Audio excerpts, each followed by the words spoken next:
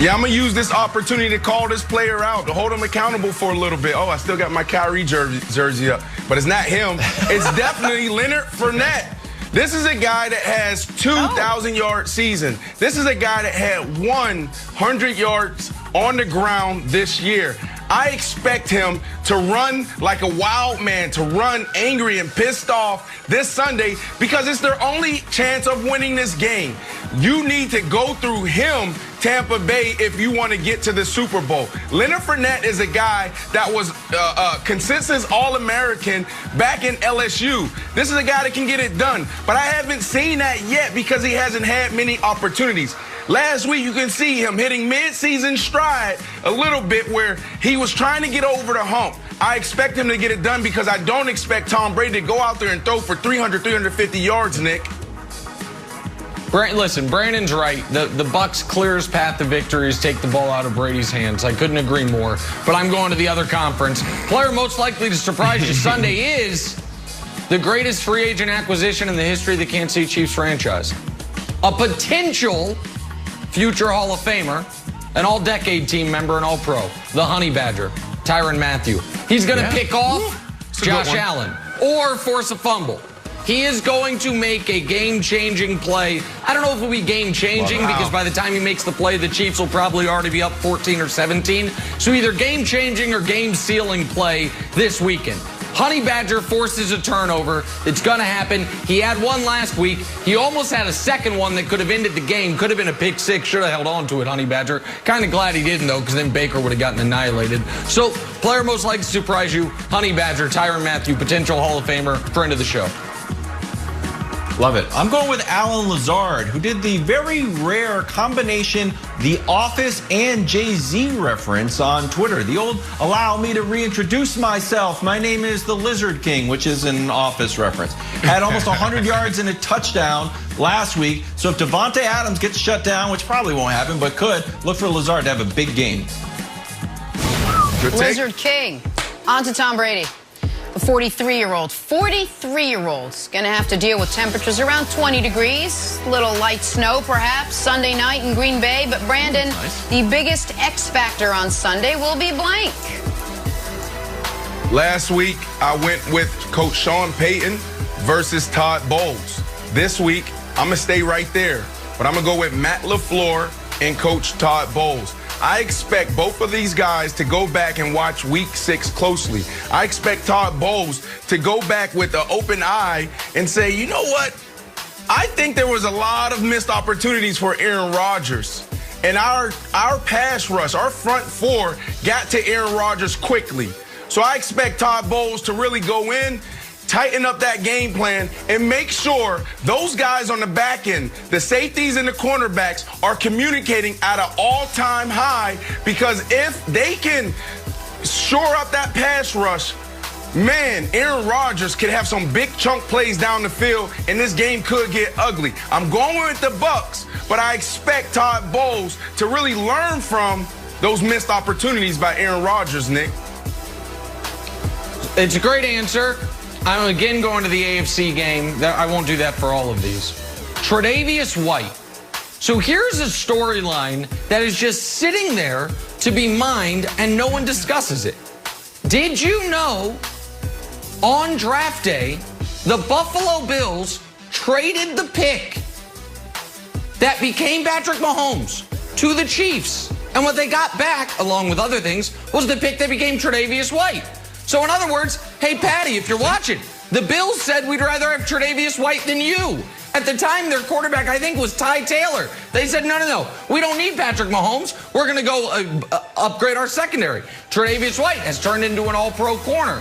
Also, the only chance Buffalo has to slow down the Chiefs' offense is if they don't have to double Tyreek the whole game. That's on Trey White. So the biggest X factor, storyline-wise and X's and O's wise, Trey White, how he does on Tyreek Hill throughout the game, that's the X factor to me, Wilds. Okay, national media. Your old buddy Kevin Wildes has a request. A little odd. I need more toe updates. Need some more on Patrick Mahomes' foot. I got plenty of protocol updates on the concussion protocol. Seems like that's going well. He's going to play. But now I need more toe updates because all I've heard is the way to beat the Chiefs is keep him in the pocket. And teams have a hard time doing it. He scrambles out. Uh-oh, there's Travis Kelce. But if this toe is not 100%, maybe he has to stay in the pocket. Maybe he can't do these like little 14-yard runs that are just like break the back of a defense. So more toe updates, please. Thank you. Someone please grant Kevin Wallace's request. On to Josh Allen now. He's got a chance to make a statement on Sunday. To Nick, to all of his doubters, really. But Brandon, the player with the most bragging rights on the line come Sunday is blank. Aaron Rodgers, for two reasons. One, he's going to be able to say, you guys drafted a quarterback in the first round. What were you thinking? He's not going to go out there and talk about everyone else like Nick Wright picking Patrick Mahomes. He's going to look on his sideline and say, you guys went with a quarterback in the first round. And then the second one is this. Nick, cover your ears. Close your mouth. I want you to do this. I don't want you to respond to it. He's going to also be able to say, if he plays well, he's going to be like, I'm the best quarterback in the NFL. You guys keep talking about Patrick Mahomes. I'm the best quarterback.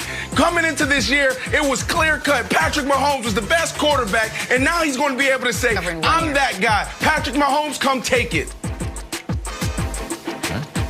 Can I talk now? Okay. All right. Yeah, okay, but don't respond to that. Hold on. Leave Brandon. I won't respond to it. I actually have a question for Brandon. Leave him on the screen. Brandon, who is the most talented quarterback you've ever seen? Give me a 1, 2, 3. It doesn't have to be exact order. The three names that come to mind. No. This isn't about just give me the three names. Patrick Mahomes, Aaron Rodgers, and Russell Wilson. Okay, those three most talented you've ever seen. Gosh, Fitzpatrick gets snubbed again. So, you know who wasn't mentioned? You know who Brandon didn't even consider mentioning? Tom Brady. He's got the most bragging rights on the line. You don't think Tom Brady? Okay, hold on, Wilds. So listen to the answer before you make your stupid faces.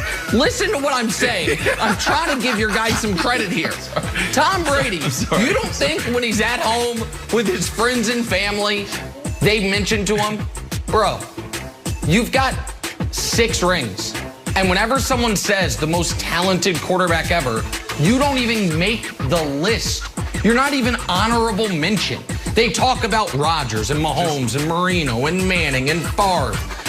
Now you have a chance at 43 years old to go into the most talented quarterback ever's house and whoop his butt. So he's the one with bragging rights on the line. He can just say, hey, guess what, Aaron Rodgers? Miss me. What do you? Oh, yeah, absolutely people say that. Absolutely, people say that. No. They call him the GOAT. You think people but they don't say he's anything close to the most talented. Yeah, I do. I think Giselle says it all the time. What's the difference? I think before they go to bed, they're like, hey, they don't think you're talented, Tommy. I do think that. Go ahead, Wow. Now I'm going to make a mean face no matter what you say. Hey, Carlton Davis got a chance here to head up the cornerback rankings. If he shuts Davante Adams down, shut down Michael Thomas last week. And granted, Michael Thomas is like, yeah, he shut me down. I'm headed to surgery. I was really hurt. But there's some big games here. You know, just don't look at that Tyreek Hill one. That Tyreek Hill one is tough. And Dusty yelled at me. He demanded it was on there. But you can erase that one. Have a big game, shut down Davante Adams, and take all the Jalen Ramsey bragging rights away from him. All right, let's talk about the play of the day. If Patrick Mahomes does indeed play, perhaps he breaks out the old behind-the-back pass that we know he's been practicing. But Brandon, the player most likely to have the play of the day on Sunday is blank. Stephon Diggs. We're always talking about the quarterback. Quarterback this, quarterback that. Patrick Mahomes, Russell Wilson. I just did it. Nick just did it. You know, Wild, you always do it. But can we show the wide receiver some love? We're the most important piece to this whole puzzle. Do you not remember this play? What? The Minnesota Miracle? Do you not remember all the plays this year of him stepping up big, play after play, game after game? Stephon Diggs, Nick. Last year, the divisional round game against the Houston Texans for the Chiefs ended with Frank Clark sacking Deshaun Watson. Last year, the AFC Championship game against the Tennessee Titans ended with Frank Clark sacking Ryan Tannehill. And last year, the Super Bowl ended with Frank Clark sacking Jimmy Garoppolo. All 3 playoff games, the final defensive play for the Chiefs was a Frank Clark sack. He's the one most likely to have the play of the day Sunday to end the game. I assume That's it's the Bills trying to cut a 24-point lead to a 17-point lead, and Frank Clark comes in and chops his arm. So there you go. Frank Clark's my answer. I agree with you there. I like that. Thank you. I like Appreciate that. It's a great take. Thank you. Hey, I'm going with Gronk, who's been healthy the whole season. He's played in every game, just barely missed a highlight-worthy touchdown last week. I think he gets it done. And as a Patriots fan, it's nice to not only have to root for Tom Brady, but I also get to root for Gronk. So I see this connection happening this weekend. We'll see a big Gronk spike. Play of the weekend, Rob Gronkowski. Good luck. This just in. Wild.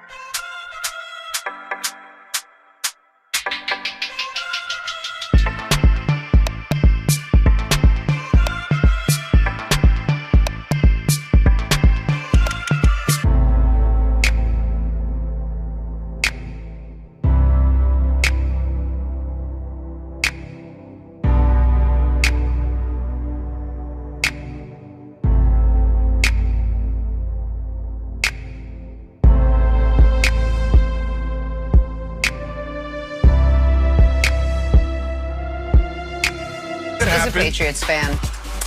All right, well, let's stick with